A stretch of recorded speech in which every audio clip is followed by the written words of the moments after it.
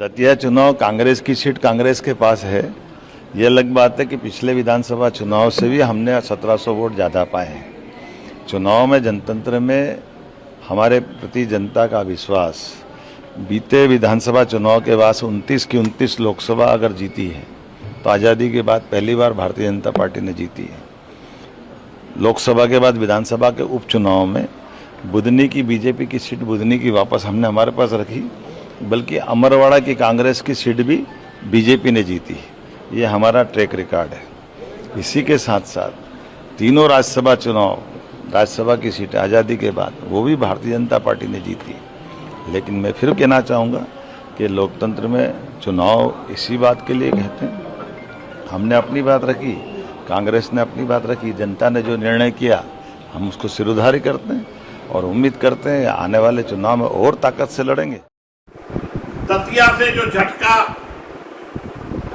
Bharatiya Janata party को लगा है, इससे मध्य प्रदेश के मुख्यमंत्री मोहन यादव की कुर्सी पर संकट गहरा गया है और वहीं केंद्र की भाजपा सरकार भी कहीं न कहीं डगमगा है और संकेत मिल रहे हैं कि अगर ऐसा ही रहा तो मध्य प्रदेश में भारतीय जनता पार्टी की सरकार गिर सकती। नमस्कार, मैं मुकेश सुदैनिया, आप देख रहे हैं सीधे बोली हुई।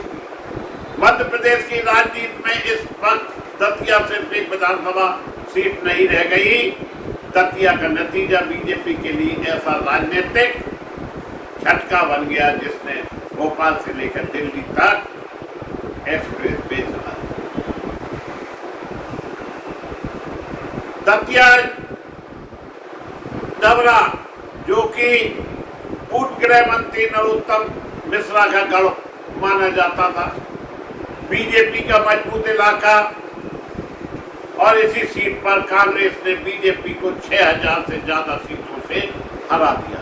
राजा ने अपनी जीत पक्की कर दी। कांग्रेस के घनश्याम सिंह ने बीजेपी के आशुतोष तिवारी को 6016 वोटों से मार दी थी और इसके बाद बीजेपी ने जो फैसला लिया उसे पूरे मामले को और बढ़ा दिया। दतिया का पूरा जिला संगठन भंग हो गया।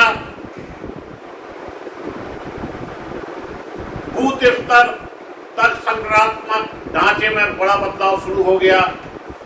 अब सवाल यह है कि क्या यह सिर्फ एक उपचुनाव की हार है या दतिया ने मध्य प्रदेश बीजेपी के भीतर चल रही उस खींचातानी को सामने ला दिया जिसकी चर्चा लंबे समय से पर्दे के पीछे। और सबसे बड़ा सवाल, क्या दतिया की हार का असर मुख्यमंत्री मोहन यादव की कुर्सी तक पहुंच सकता है? आज हम इसी पर चर्चा करें। पहला सवाल दोस्तों, आखिरकार दतिया में हुआ क्या, कैसे हुआ और क्यों? दतिया विधानसभा सीट बीजेपी के लिए समान सीट नहीं, इस पे प्रदेश के मुख्यमंत्री मोहन यादव की नाक का सवाल था।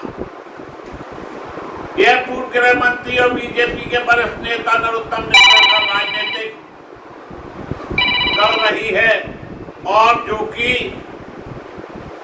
2026 के उपचुनाव में बीजेपी ने नरोत्तम मिश्रा को टिकट नहीं दिया। यही भाजपा कच्चा। पार्टी ने उनकी जगह आशुतोष तिवारी को मैदान में उतारा। टिकट बदलने के बाद दतिया में बीजेपी के अंदर असंतोष की खबरें आई। हजारों की संख्या में कार्यकर्ता सड़कों पर निकल गया और कार्यालयों का घेराव कर लिया। दतिया के जिला प्रशासन को मुश्किल हो और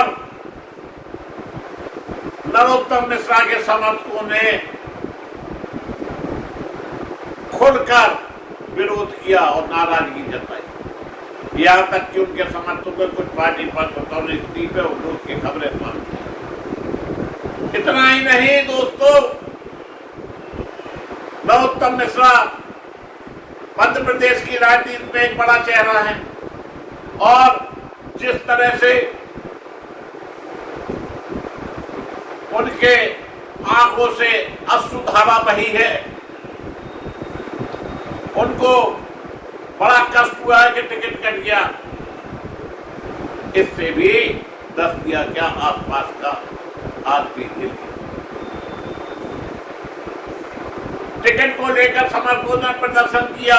एक समय सड़क जाम, पुलिस ने झड़पा झड़पी की खबरें आई थी। यानी चुनाव शुरू होने से पहले ही बीजेपी के सामने एक बड़ी चुनौती खड़ी हो चुकी। पार्टी को चुनाव कांग्रेस से लड़ना था, लेकिन उसके सामने एक और लड़ाई थी।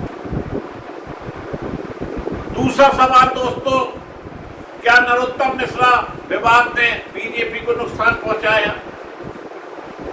यह बेहद सावधानी से बात समझना होगी। बीजेपी की हार को सिर्फ नरोत्तम मिश्रा के विवाद से जोड़ देना सही नहीं होगा, लेकिन यह भी तथ्य है कि टिकट बदले जाने के बाद दतिया में उनके समर्थकों पार्टी संगठन के बीच तनाव की खबर।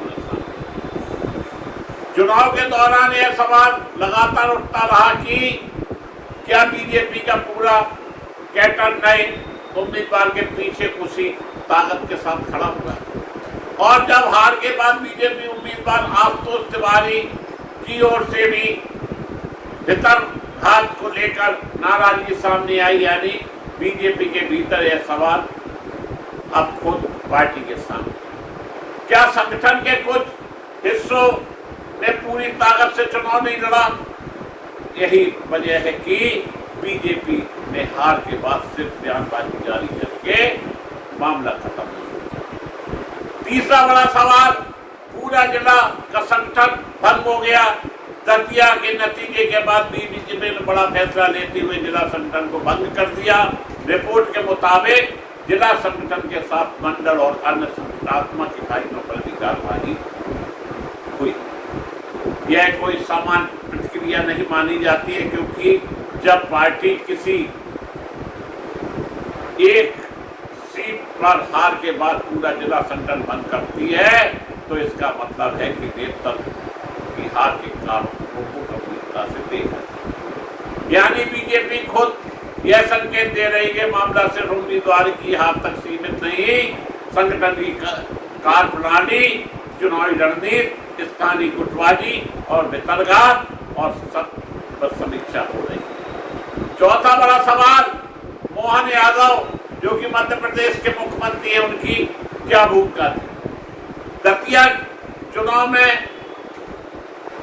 मुख्यमंत्री मोहन यादव भी प्रचार और पार्टी की चुनावी रणनीति का हिस्सा रहे, इसलिए बीजेपी की हार के बाद विपक्ष और राजनीतिक विशेषज्ञों की ओर से स्वाभाविक रूप से मुख्यमंत्री की भूमिका पर भी सवाल उठे। लेकिन यहाँ एक महत्वपूर्ण तथ्य सामने आया है। हार के बाद मुख्यमंत्री मोहन यादव ने दतिया के आंकड़ों को अलग तरीके से पेश किया। उनका कहना था कि 2023 के विधानसभा चुनाव की तुलना में बीजेपी को इस बार लगभग 17 से वोट अधिक, यह तुलना कर रहे हैं मुख्यमंत्री।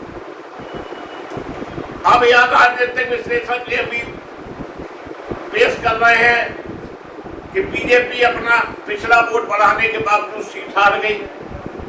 जिस सीट को बीजेपी लंबे समय से अपना मजबूत इलाका मानती रही, वहां करीब 6016 वोटों से निर्णायक बढ़त बना ली कांग्रेस उम्मीदवार ने। इसलिए नतीजा से वोट बढ़ाने घटाने का सवाल है। पांचवा सवाल, क्या मोहन यादव इस्तीफा देंगे? इस समय जो जानकारियां मिल रही हैं उससे यह तत्व साफ नहीं हो पा रहा कि मोहन यादव इस्तीफा देंगे, लेकिन मोहन यादव की इस्तीफे की गूंज दिल्ली तक गूंज रही। छठा सवाल, क्या मध्य प्रदेश सरकार गिर सकती है? इसका जवाब विधानसभा के आंकड़े देंगे। मध्य प्रदेश विधानसभा में कुल 2 से 30 सीटें हैं। बहुमत के लिए 116 विधायक चाहिए। 2023 के विधानसभा चुनाव में बीजेपी की अकेले 163 सीटें जीती। कांग्रेस को 66 सीटें मिली थी और 1 सीट अन्य खाते में गई। अब दतिया उपचुनाव में कांग्रेस की जीत के बाद बीजेपी की संख्या 1 सीट कम हुई, यानी राजनीतिक रूप से बड़ा झटका जरूर है, लेकिन गणित बीजेपी अभी भी बहुमत के आंकड़े से बहुत ऊपर है। जरा कल्पना कीजिए, अगर बीजेपी 1-2 उपचुनाव हारती है, सरकार नहीं गिरती, अगर किसी जिले का पूरा संगठन बदल दिया जाता, सरकार नहीं गिरती, अगर पार्टी के भीतर गुटबाजी होती है तब भी सरकार अपने आप नहीं गिरती है, सरकार गिराने के लिए विधानसभा में बहुमत का संकट पैदा होना जरूरी है। इसलिए जो बातें उठ रही हैं कि मध्य प्रदेश में सरकार गिर सकती है, इसकी संभावनाएं बहुत कम। 7वां सवाल, फिर दतिया इतना बड़ा मुद्दा क्यों बन गया? बीजेपी को यह सोचना पड़ेगा कि जिस पार्टी के पास सत्ता है, जिसके पास मजबूत संगठन है, जिसका मुख्यमंत्री चुनाव प्रचार कर रहा है, और कांग्रेस ने जीत कैसे कर सकती? क्या स्थानीय नेता और प्रदेश नेतृत्व के बीच दूरी, क्या टिकट वितरण को लेकर कार्यकर्ताओं में असंतोष, क्या पुराने नेताओं और नए नेतृत्व के बीच तालमेल की समस्या, क्या भितरघात ने उम्मीदवार को नुकसान पहुंचा है, या फिर स्थानीय जनता ने सरकार और बीजेपी के खिलाफ कोई अलग संदेश दिया? 8वां सवाल, नरोत्तम मिश्रा का भविष्य क्या है? बीजेपी ने नरोत्तम मिश्रा को टिकट नहीं दिया, उनके समर्थकों की नाराजगी सामने आई, पार्टी चुनाव हार गई। अब पार्टी ने हार की समीक्षा के लिए समिति बनाई और नरोत्तम मिश्रा को लेकर निसंकट के भीतर चर्चाएं होने की खबर है। नरोत्तम मिश्रा को लेकर अंतिम कार्रवाई या कोई बड़ा फैसला अभी तक घोषित नहीं हुआ है, इसलिए नरोत्तम मिश्रा के ऊपर किसी भी तरह के कोई भी सवाल उठाना संभव नहीं। 9वां सवाल, क्या दतिया 2028 का टेरर है? दतिया एक उपचुनाव पूरे मध्य प्रदेश का जनादेश नहीं है, लेकिन उपचुनाव राजनीतिक संकेत जरूर है और दतिया ने बीजेपी को चेतावनी दी, गढ़ हमेशा गढ़ नहीं। अगर संगठन में गुटबाजी बढ़ती है, अगर टिकट वितरण में कार्यकर्ता नाराज होते हैं, अगर स्थानीय नेतृत्व और सरकार के बीच दूरी बढ़ती है, तो मजबूत सीट भी हाथ से निकल सकती है। बीजेपी के लिए असली चुनौती दतिया की हार नहीं, असली चुनौती क्या दतिया जैसी स्थिति दूसरे जिलों में पैदा हो। 10वां सवाल, क्या दिल्ली में मोहन यादव को लेकर बड़ा फैसला हो सकता है? राजनीति में कुछ भी असंभव नहीं है, लेकिन वर्तमान तत्वों को देखें तो मुख्यमंत्री बदलने की कोई पुख्ता संकेत नहीं है। इसके उल्टे दतिया हार के बाद पार्टी ने सबसे पहले सकारात्मक प्रकार नहीं की। इसका मतलब भी निकल सकता है कि दतिया को लेकर दिल्ली में हलचल जरूर है, लेकिन यह भी पक्का माना जा रहा है कि मोहन यादव की कुर्सी जगमगा। अब पूरे समाचार के निष्कर्ष की बात करते हैं।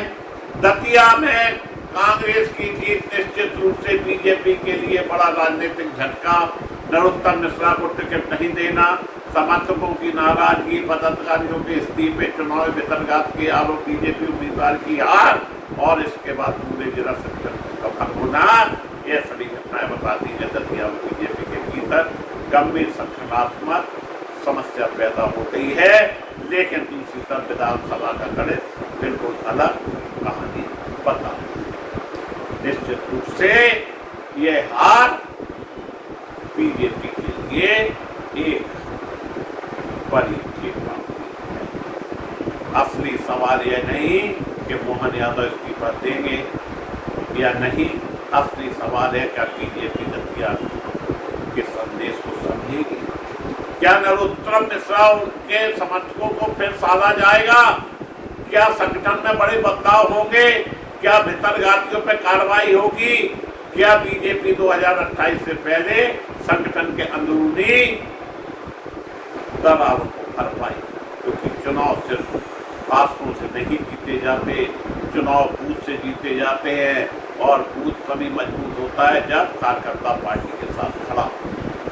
दतिया ने बीजेपी को यही सबसे बड़ा संदेश दिया है। एक सीट की हार को अगर सिर्फ एक सीट की हार समझा जाए तो खतरा बड़ा हो सकता है, लेकिन अगर इसे समय रहते चेतावनी समझकर संगठन को दुरुस्त किया जाए तो यही दतिया बीजेपी के लिए सबसे बड़ा सबक भी बन सकता है। फैराल मोहन यादव की सरकार के पास बहुमत है, सरकार गिरने की स्थिति अभी स्पष्ट नहीं है, लेकिन बीजेपी के लिए दतिया ने एक बड़ा सवाल कर दिया। सत्ता आपके पास है, लेकिन क्या संगठन भी आपके साथ है? इसी के साथ मैं अपना समाचार समाप्त करता हूं। आपसे अपेक्षा करता हूं कि इस चैनल को सब्सक्राइब करें। धन्यवाद।